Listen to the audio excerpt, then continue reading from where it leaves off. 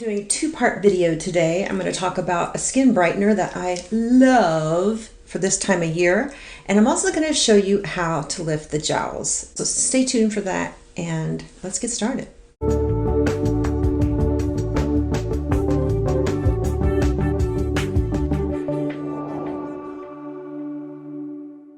Welcome back. Christine Byer, licensed esthetician for 20 years, and I wanted to talk about yet another really awesome product I love to layer when I'm doing microcurrent.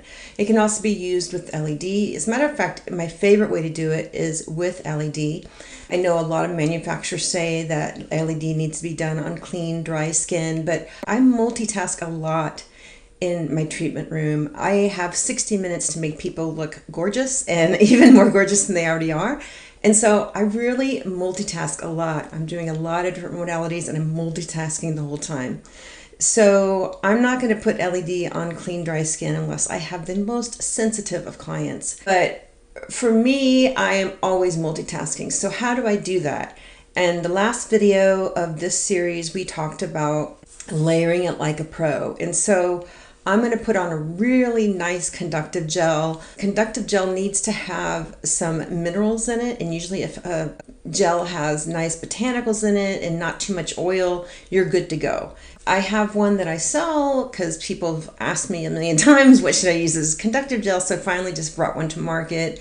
It's very hydrating. It can be used as a hydrating mask. Anyway, so you're looking for a really nice conductive gel, and that's where you start. And underneath that, you want to layer serums depending on what your skin needs. And so it's the end of summer. We need some brightening. This is a brand new product I'm bringing to market. I love this. I've been testing it on clients, and every time I use it with LED, I get a brightening effect. And I'm like, whoa. But it's called Brighten the Day, and it's a thin serum. And it would go on right after you do your exfoliation, or you've washed and you're getting ready to do your treatments with your machines. Maybe I should put put the LED over my hand while this works. Anyway, one of my favorite treatments to do is a pure amber LED. For me, I feel like that brightens better than green. I have a green LED from Illuminate. Honestly, I can't tell if it does better than my red. I know it's better, a little better at oxygenating the skin. It's a little better after going after acne. It's very good at calming the skin. But for me, I've always gotten really good results with this amber or yellow colored LED on pigmentation. Some key ingredients in this Brighten the Day Serum: daisy leaf extract, burberry extract. Daisy leaf, I love daisy leaf. I mean, it seems so innocuous, right? And I was like, ho hum when I'm trying this. And then I kept seeing the results. I kept seeing the bright skin. Didn't matter, does not matter the skin tone. They were always brighter after LED in this serum. And I was like, I freaking love this. It's got Burberry extract, it's got licorice, you know, a lot of the typical skin brighteners, but I think it's that daisy leaf extract that really does it. And they were comparing daisy leaf extract to arbutin, I believe, is what I read, and it was twice as brightening as arbutin. So this is also a hydrator. It has red sea algae in it, which is a really lovely hydrator for the skin. It has sodium hyaluronate, so stuff that you would expect to be in a really high quality product. And it also has argireline, acetylhexapeptide 3 argireline, which is the Botox alternative. I mean, I notice a difference in little micro wrinkles on my face. Some notice it more than others, but I notice it if I use this twice a day, morning and night, after I wash. That's another one of the benefits. So it's hydrating, it will relax micro wrinkles, and it's brightening. But from what I've seen the most, it brightens every skin I use it on with LED, and I love that. So it's my go-to. It's really quickly become my go-to in my treatment room. And I've really never given anybody a tour of my treatment room. It is quite small, but I have, this is where you get your facial. That's all my back bar products. That's my radio frequency machine. That is my dressing room. So it has a little track. Let me show that to you. So I just shut that and let people get dressed. And it's a compact little room. It's about 16 by 20, but I have everything I need in here. Oh, just to finish up, this little skin brightener combined with your favorite retinol, it really boosts your results. And you know, if you're trying to get rid of some summer sun damage, I just love it. So it hydrates, brightens, and it's safe to be used under LED, because you think about it, these ingredients that go in and suppress melanin formation that makes the spots and makes the skin dark, they really need to get down to a deeper level. They need to get to the dermal epidermal junction, so where dead tissue meets live tissue, because that's where the melanin is formed. And if you're just putting them on top of the skin and not doing any exfoliation, not using any retinols or exfoliating, they're going to have a hard time getting to where they need to go so they can work. I also told you I was going to help you lift your jowls. Lifting the jowls is a little tricky. Jowls are tough. They are a combination of a couple things happening. Everybody knows we lose collagen as we age, but our fat padding sort of starts to droop down and collect in certain areas. And I call them the sausage rolls. And so as this stretches out and this comes in and there's a little bit of wasting away of the bone structure, it's not a fun process, but at least it happens to everybody, right? And so we get this excess skin that sort of falls forward and inward and down. So what do? We have to go in with certain moves. It's usually you lift the area above it, and that will help. I did a video, I think it was the first one in this series of Lift It Like a Pro, where I talk about vectors. And vectors are used by dermatologists and plastic surgeons when they go in and they do heat-based treatments. They will stamp the whole face, but then they'll go in with these vectors, and I'll show a picture right here. But they cut across these areas of typical facial aging. And so it cuts right across the little sausage rolls. It cuts across the saggy neck, right? And these are vectors. Used, added on at the end of your treatment, they really do help counteract the aging process. So how would we lift the jowl using the vectors? Well, this is what I would do. If you're doing a heat-based treatment, you can expect some shrinkage, and you'd have to do up here and up here. But I really love this one, and I use my Brighten the Day.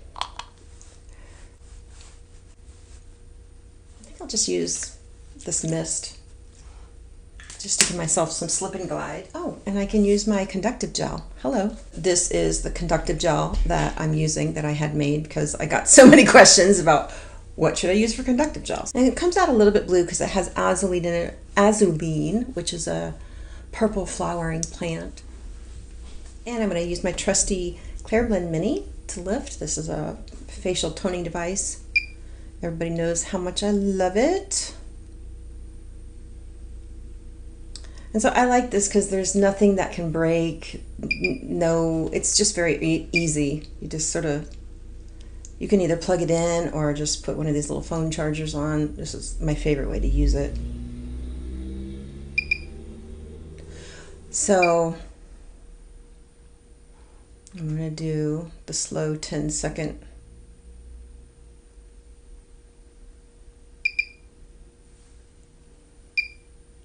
So there's also some other moves you could do to release this area first. A lot of times the depressor can be really tightened down here and pull us into a deep frown, and the neck can, it's sort of a cantilever effect where if it's very tight, the sternocleidomastoid and all this is very tight, then it can actually pull the face down, especially in this area. But I have done other videos on that in the past. Let's see if I can link one here for you. So yeah, a good skincare routine always consists of some release work.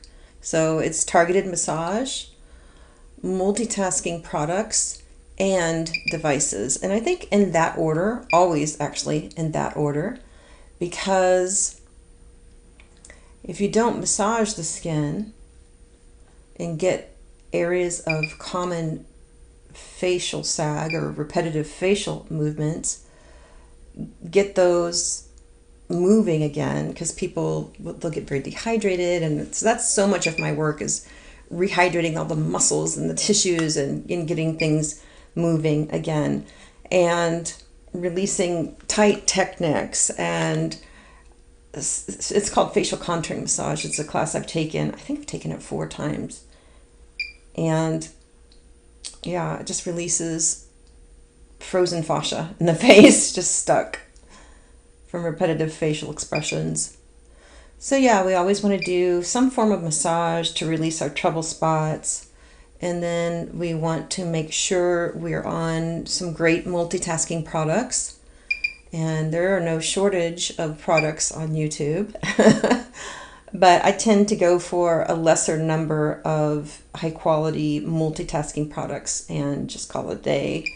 Call it a day, because otherwise I'm all over the place looking. I'm always all over the place looking for new products, but I tend to have trusted places where I look for these, because I don't have time to mess around with a bunch of garbage. I just been doing this for 20 years. I don't have the patience.